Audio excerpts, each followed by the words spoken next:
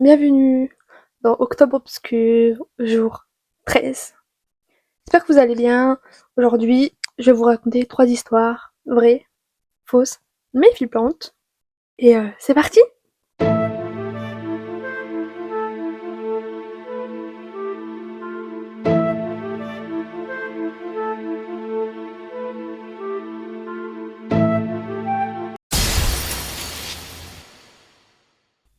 J'étais une enfant heureuse qui vivait une vie heureuse. Avec ma sœur, une mère heureuse. Le seul point commun qui me dérangeait était cette fille dans ma classe. Quand je pense à elle, ou plutôt à cette chose, j'en ai des frissons. Et je n'arrive plus à dormir. Je n'avais jamais entendu une seule phrase sortir de sa bouche. Quand j'arrivais dans la classe, elle était toujours là, assise toute seule, au fond de ce bureau, tout sale, rempli d'écritures malsaines, comme meurs ou encore le diable viendra cette nuit chez toi. Une chaise horriblement bancale, personne ne faisait attention à elle, pas même le professeur, ce qui me surprit grandement. Personne ne connaissait ni son nom, ni qui elle était. Sa peau était tellement blanche que l'on pouvait percevoir certains de ses veines, ses cheveux noirs tressés et ses cernes lui donnaient le visage de la fille possédée dans les films d'horreur. Sa robe noire lui descendait jusqu'aux genoux et ses chaussures, elle en avait pas. À midi, j'allais manger à la cantine avec mes amis quand elle passa à côté de moi et murmura « Tu verras, nous rigolerons beaucoup, toi et moi ». Je ne sais pas si ce message m'était adressé, je ne m'en souciais pas. Mais j'ai été étonnée car je ne l'avais jamais entendu parler. Nous étions samedi après-midi. Je faisais mes devoirs quand j'entendis frapper 3 coups à la porte d'entrée. J'ouvris et laissa aussitôt échapper un petit cri de terreur. C'était cette fille bizarre. « Bonjour, qui es-tu » Aucune réponse, mis à part un petit sourire mesquin, se dessina sur sa lèvre. « Tu es dans ma classe, non ?»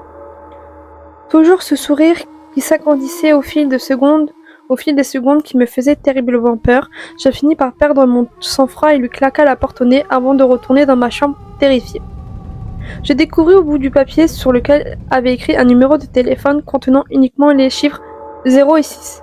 Je commençais à trembler, j'ai peur, sachant très bien que ce numéro c'était la fille qui l'avait laissé, mais pourquoi et comment avait-elle fait? Je préviens ma soeur en lui montrant le numéro de téléphone, en lui racontant tout.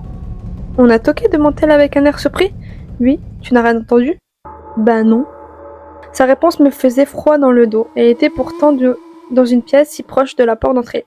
« Appelons ce numéro, dit-elle. Surtout pas. Si c'est un numéro hanté. » »« Ce n'est pas possible, voyons. Numéro hanté, tout ça, ça n'existe pas. » Après avoir réussi à trouver les bons arguments pour me convaincre d'appeler, d'effectuer le numéro marqué sur le bout du papier, les doigts tremblants. « Chut.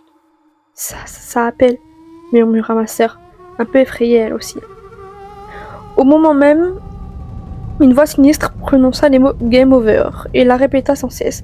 En même temps, des pleurs de bébé et des bruits de pas firent entendre dans toute la pièce. Nous avions beau raccrocher, ça n'en finissait pas. Nous étions terrifiés. Soudain, notre mère arrive en marchant bizarrement et s'arrête à la porte, un long couteau à la main, et nous observant commença à se mutiler encore et encore jusqu'à s'arracher les cheveux, crever les yeux, se coupa les doigts en criant « Non, arrêtez, ne faites pas ça, je t'en supplie ». Le choc et le dégoût s'installaient sur notre visage d'enfant pendant que la fameuse phrase de l'autre jour se répétait dans ma tête. « Tu verras, nous rigolerons beaucoup, toi et moi ». Tout semblait plus clair maintenant. C'était cette fille en noir. D'un coup, je sursauta dans mon lit. Ce n'était qu'un rêve.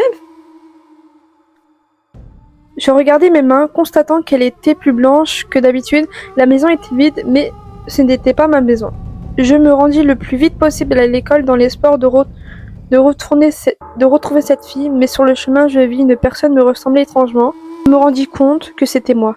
Mais cette personne, enfin moi, me souriait d'un air mesquin, comme la fille. Elle passa à travers mon corps, puis s'en alla. Aussitôt, je me suis rendu compte que je n'existais plus, que j'étais la petite fille en noir.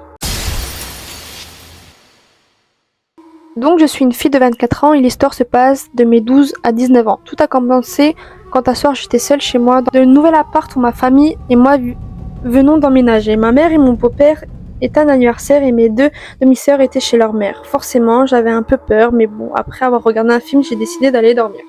J'étais donc dans mon lit, allongée face au mur et j'ai eu envie de me retourner. J'étais donc face à ma chambre. plongée dans le noir. C'est là que je vois une silhouette blanche au plein milieu de la chambre, sans visage, sans rien, juste une longue forme blanche. Après avoir été paralysée de peur pendant une fraction de seconde, j'allume la lumière, tente de reprendre mes esprits et la forme avait disparu. Je finis par me calmer et me dire que mon esprit me joue des tours. Je décide donc, pour m'occuper mon esprit, de descendre dormir dans le salon avec la télé allumée. Détail important, mon salon était composé d'une télé avec un canapé en face et un autre sur le côté. J'étais allongée sur le canapé en face de la télé avec un bruit de fond, une émission, et je jouais à un jeu de voiture sur mon téléphone.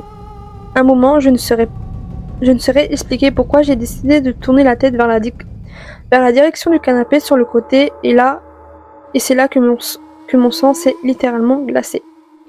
Il y avait une fille assise en train de me fixer. Elle n'avait pas de visage effrayant. Elle avait des grands yeux, des cheveux très très longs, et elle n'avait aucune expression sur son visage. Je ne la voyais pas comme je vous vois, c'était plutôt comme une forme fluorescente. Je ne saurais pas vraiment l'expliquer, mais elle était réellement pour moi. Le temps de détourner le regard, elle avait disparu.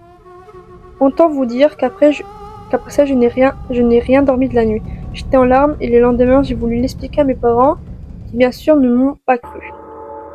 Suite à cet événement, un tas d'autres événements isolés de ce genre me sont arrivés les années suivantes.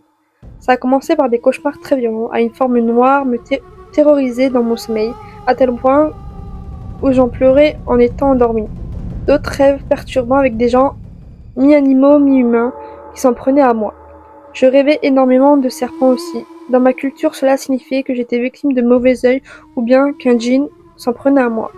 Bref, ça a duré sur plusieurs années et c'était des périodes de quelques mois. J'avais peur de dormir, puis ça s'est empiré. Une fois, j'ai eu la nette impression que quelqu'un m'avait bousculé chez moi, ou bien un matin en me réveillant, j'ai aperçu en face de moi une silhouette féminine noire qui voulait m'attaquer.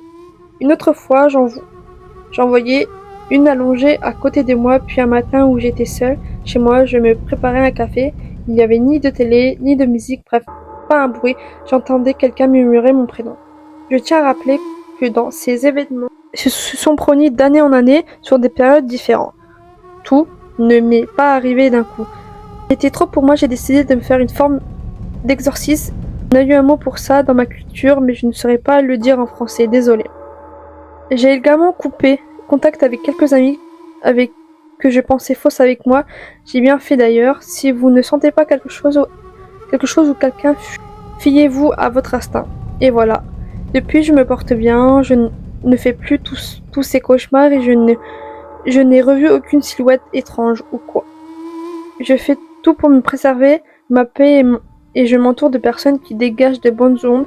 J'ai aussi arrêté d'avoir peur de ces choses. Je sais qu'elles existent, mais je n'ai plus peur. Je viens de Martinique, une île française dans les Caraïbes, et je vivais chez mes parents au bord de la mer. À cette époque, j'adorais jouer à la PS4. Pour mettre dans le contexte, ma maison était scindée en deux parties. La maison principale, un peu plus loin, une deuxième maison avec un étage où il y avait la cuisine au rez-de-chaussée et une chambre d'amis au premier étage. Entre les deux maisons, il y avait un grand deck qui séparait les deux bâtiments. La chambre d'amis était l'emplacement où nous avons installé la PS4 pour jouer tranquillement. Voilà, pour vous situer maintenant, passons à ce qui s'est passé cette année en 2017. Il était très tôt dans le matin et le soleil ne s'était pas encore levé. Je souffrais beaucoup d'insomnie qui m'empêchait de dormir sur mes deux oreilles. Ainsi, me venait de l'idée de prendre la clé qui permet d'ouvrir la fameuse chambre d'amis, me levant tranquillement de ma chambre pour ouvrir la porte de la maison. Le noir apaisant de la nuit me paraissait différent que d'habitude, comme si l'air était devenu écrasant et bien trop silencieuse. Mais qu'importe, moi tout ce que je voulais c'était lancer la play pour taper des parties tranquilles sans me faire engueuler. J'ouvrais la chambre d'amis puis la cuisine car j'avais un petit creux, erreur de ma part. J'ai laissé les deux portes non fermées à clé, pour que si quelqu'un d'autre se levait, il n'ait à attendre que je ramène les clés. Alors me voici dans la chambre jouant sans faire de bruit, sans lumière, de ne pas me faire cramer. Après une heure, c'est là qu'a commencé les cauchemars. La porte de la cuisine grince, j'entends marcher sur le sol de la chambre, quelqu'un est là. Dans mon esprit, il s'agissait de mes parents qui se seraient réveillés pour partir au travail. Alors que je me stoppe, que je ne bouge plus, ne respirais plus car le plancher est fin, J'entends un tiroir qui s'ouvre et se referme, le frigo aussi, mais je pense toujours qu'il s'agit de mes parents. Soudain, j'entends comme un bruit de verre, mais pas comme quelque chose qui se casse, mais qui se percute et le son s'arrête.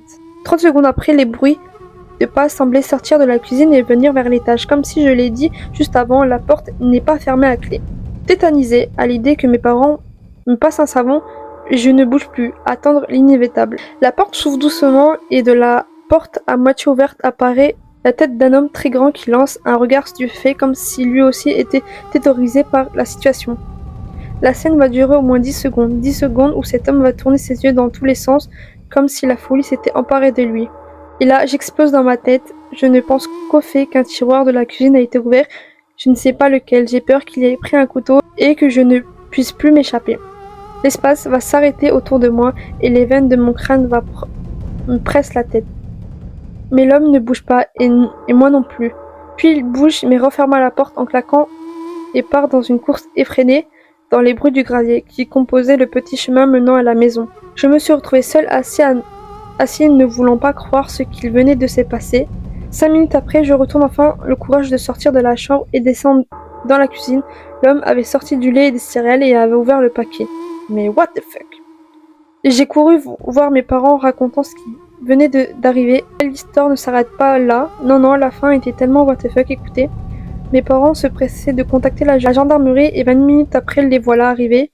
Au fait, vous vous souvenez du fait que j'ai précisé que j'habitais devant la mer? Les policiers, juste 30 secondes après leur arrivée, m'interpellent et me demandent si l'homme qui nageait dans la mer devant chez nous est l'homme qui est venu.